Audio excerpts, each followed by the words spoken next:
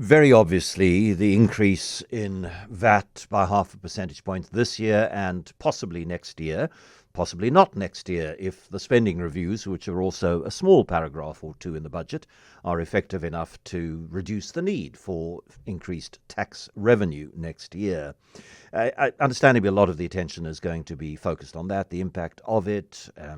Is a budget containing a half a percentage point increase in VAT going to be passed by Parliament? We heard John Steenhuisen in Eyewitness News saying at the moment the budget as it is delivered by the Finance Minister has around 35-40% of the House. It doesn't have 51% of the House for the enabling bills to be passed. So what happens between now and then? 2nd of April was the date that he said is now critical. But there are also other things in the budget, and economists look at that VAT increase. Of course they do, but they also look at growth forecasts, for example. And the budget said we've got a improving economic outlook, but not a terribly excitingly improving one. Economic growth doubled this year to 1.9 and then 1.7 in 2026. Inflation projected to be 4.3% this year and 4.6 and 4.4% in the next 2 years.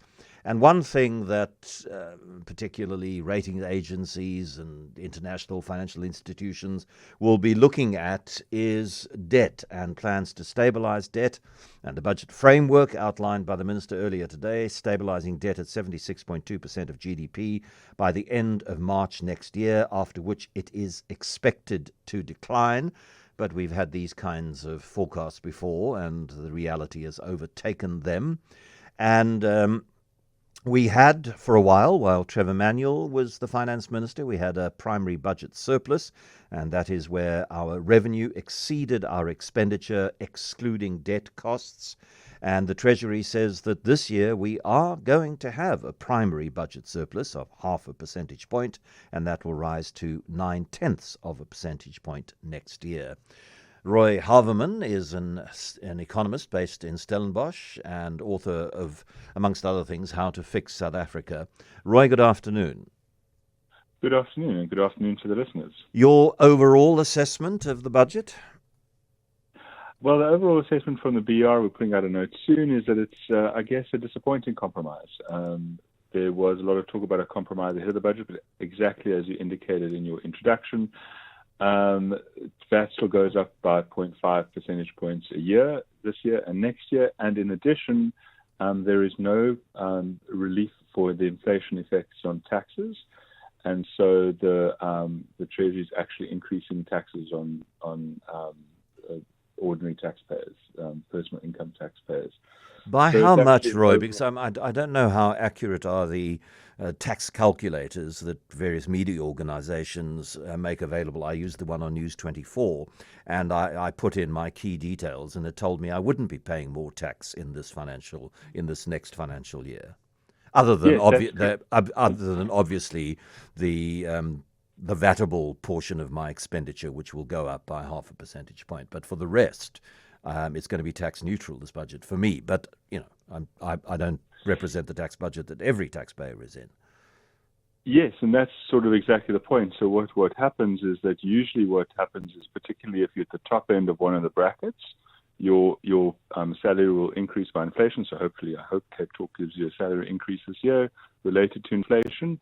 And then what happens is that the Treasury adjusts the brackets to make sure that there isn't the impact of you moving from one bracket to another one. They're not doing any of that relief this year at all. So for those taxpayers that are moving into new brackets, they will be paying higher rates on average, because if you earn over a certain level, then you are taxed at a certain rate. You say it's a disappointing compromise. Because I think everybody acknowledges that given South Africa's current economic reality, and we can spend all the time we like discussing how we got to this point and how we could have and should have avoided getting to this point, but that doesn't change the reality that this is the point where we at.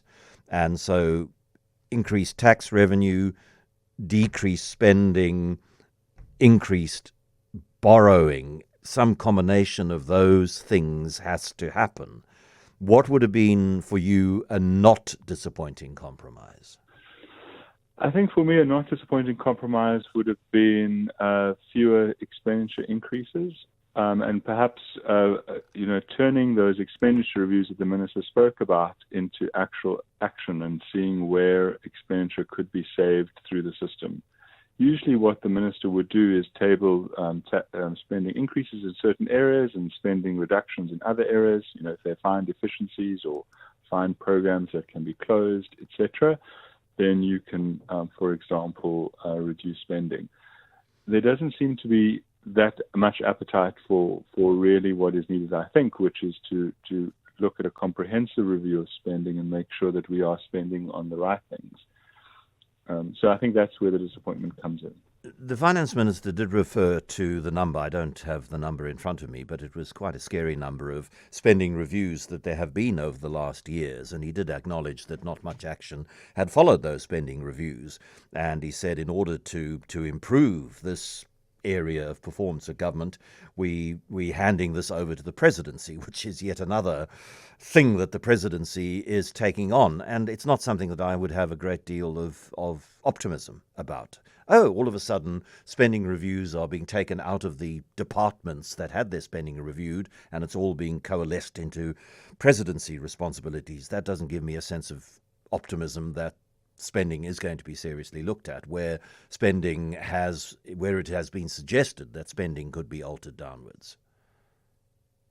Yes, and I mean some of them, though, I think have been politically quite contentious over a number of years. So one example is there's a skills levy that is levied on everyone of 1%, and that goes into the SETAs. And together with all the allocations that are added to, that's about 25 billion a year. So that's basically nearly a 1 percentage point in VAT.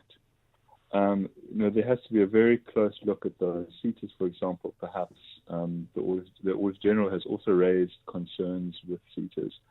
It's those sort of really big things that have to be looked at. And I think you could find 30 billion in the system. In addition, there are obviously all the state-owned enterprises. The Chinese were very successful at closing small state-owned enterprises, and that has been a big driver of economic growth for them. And that would also save $1 billion or $2 billion here or there. And before you know it, those $1 billion here or two get you to 30, which is exactly what they need to avoid the VAT increase. What do you think the impact is going to be on individuals, on companies, on the economy as a whole? We have flirted with recession for a couple of years now. Okay, COVID, understandable. But even before that, we weren't getting the growth that we needed. We need growth rates around 5, 6, 7, preferably 8, 9%. We're not getting that. We're forecast for the next several financial years to come in at still under 2% growth. How badly is that growth likely to be affected by this? There are no personal tax increases, there are no corporate tax increases. I take the point that if you get a salary wage increase this year, which puts you into the next tax bracket, you will be paying more tax, but fuel levy remains the same. Yes, the carbon levy's gone up by 3 cents a litre. So, I mean, is it growth inhibiting? No, I wouldn't say it's growth inhibiting, but it's not necessarily growth enhancing, which is, I think, what we were also looking for in the budget. Particularly the reforms we desperately need. There was a good review in the speech of all the reforms that have taken place, which I think is excellent, and we all know of those in terms of Eskom and so forth. But we want to see some acceleration of those reforms, I think we all think, to get growth moving. Particularly around Transnet, where we do need to accelerate the ports, particularly concessions of the ports and concessions of rail. There wasn't anything new on that, so I think that was also something that was what would have been good.